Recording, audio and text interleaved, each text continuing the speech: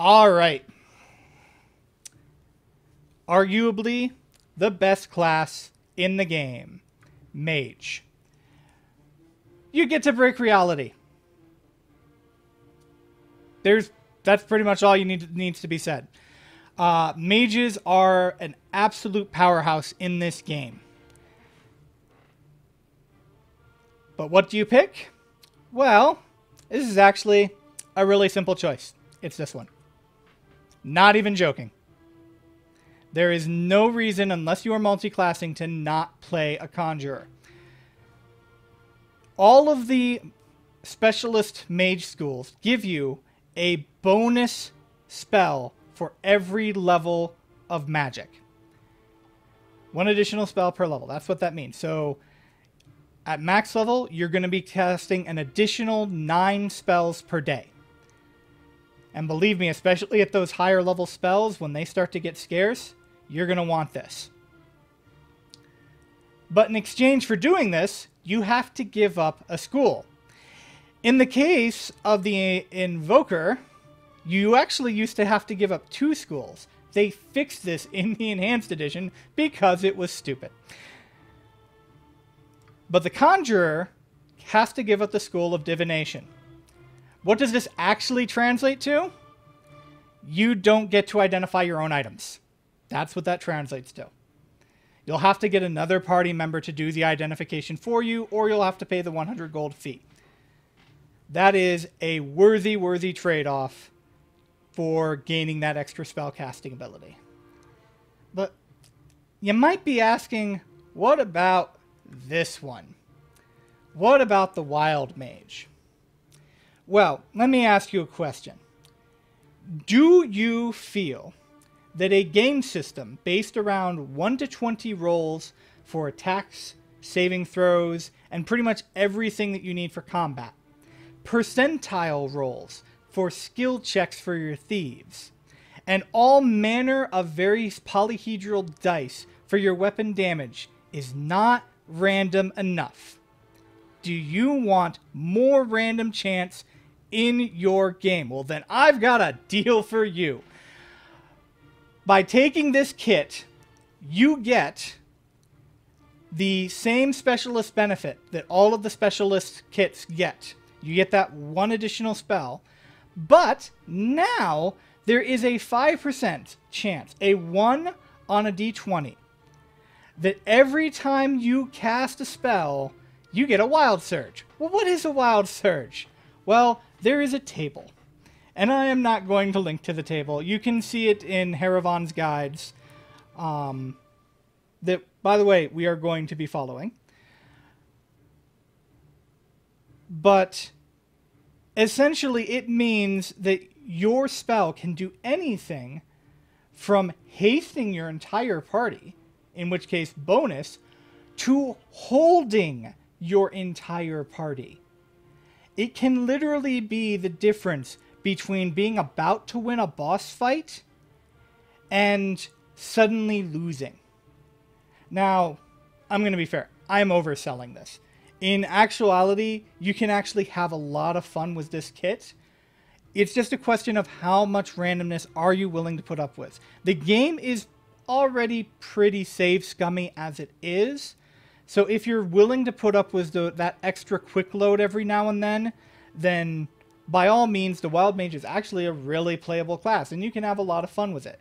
But if you don't want that random chance, and let me tell you, it only takes losing a couple of boss fights that you were having a lot of trouble with and about to win before you swear this class off.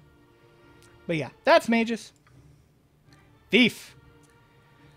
What can I say about the Thief?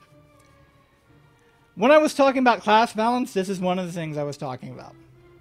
So, you gotta bring a thief with you. It's that simple. There are too many traps in the game. There are too many locked doors. You have to bring a thief with you. In combat, though, the best thing you can usually hope for your thief is to have them sit back in your back lines and pick things off with their bow. That's pretty much what your thief's going to be doing. Now, what about this backstab? Well, this backstab is actually a very powerful ability. And providing you use a thief intelligently, you might be able to get a backstab off at the beginning of every fight. But it's very much a might. Be prepared, again, to save scum a bit if you intend to use that strategy, because thieves do not have the best to hit score. Now, this set snare ability, on the other hand, although very conditional, can actually add up to a lot of extra damage against certain enemies. And in some of the battles, you'll actually see me use the set snare to help win fights. But basically everything a thief has is conditional, and it's not going to be long before you just go the easy route, keep your thief in the back ranks, and have them pick off things with a bow. As for kits, well, there's some interesting kits available. You've got Assassin, which really ups that backstab multiplier if you are willing to go that extra length to get the thief into position to use the backstab, and then quick save and quick load until you actually land the first hit. But then you end up making them weaker for what you actually need the thief to do. You've got Bounty Hunter, which can take the actually useful set snare ability and make it even more powerful. But again, the thief is weaker at what you actually need the thief to do. You get Swashbuckler. Swashbuckler takes your thief and turns them into an actually melee fighter. And it's actually kind of useful. So if you are tired of having your thieves stuck in the back ranks and picking things off with a bow, you can actually use Swashbuckler to put them in the front ranks. And then you have Shadow Dancer. The Shadow Dancer helps the thief do one of the things the thief is best at doing, and that is scouting ahead for you. It doesn't make the thief weaker at what it needs to do, but it also makes... Oh, wait, sorry. Yes, it does. I forgot. I apologize. Yes, it makes the thief weaker at what it needs to do. But it does give a bonus at one of the more important things the thief does, so it might just make up for it, as opposed to Bounty Hunter, where the bonus is in something you don't necessarily need the thief for. So, of all these kits, I would say Swashbuckler is probably the best one to go with, but you're probably better off with a vanilla thief. Or, and I'm just putting this out here, not playing a thief with your main character. There is an abundance of thieves in this game to begin with the notable exception of evil thieves. Yeah, try to reason that one out. While you're doing that, we'll go to Bard. Okay, so this is another one where it's the lack of role-playing potential really hurts the class.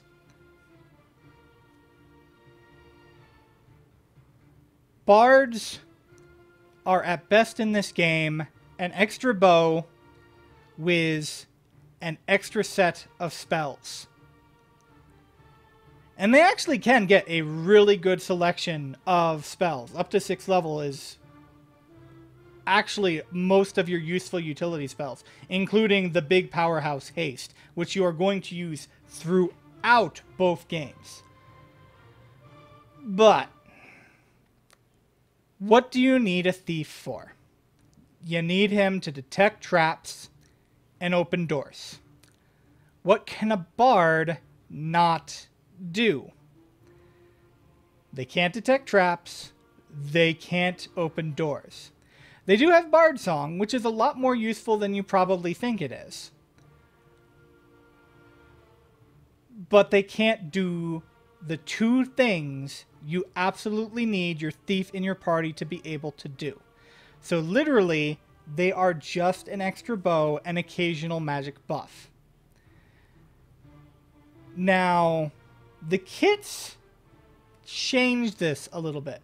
Just like the Swashbuckler, you've got the Blade ability, which turns your Bard into a melee fighter.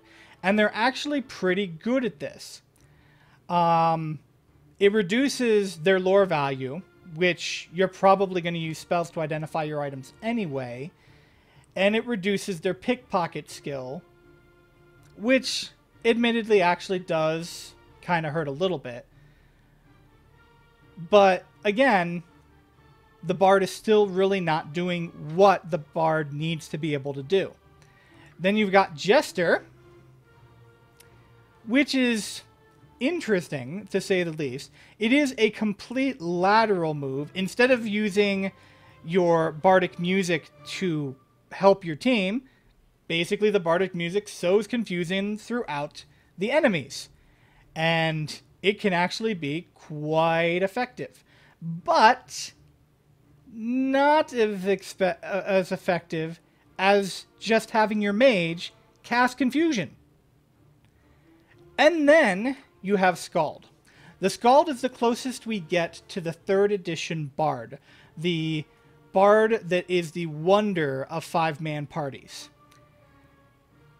For basically having your Bard just sit there and play his music, all of your party members get better at what they do.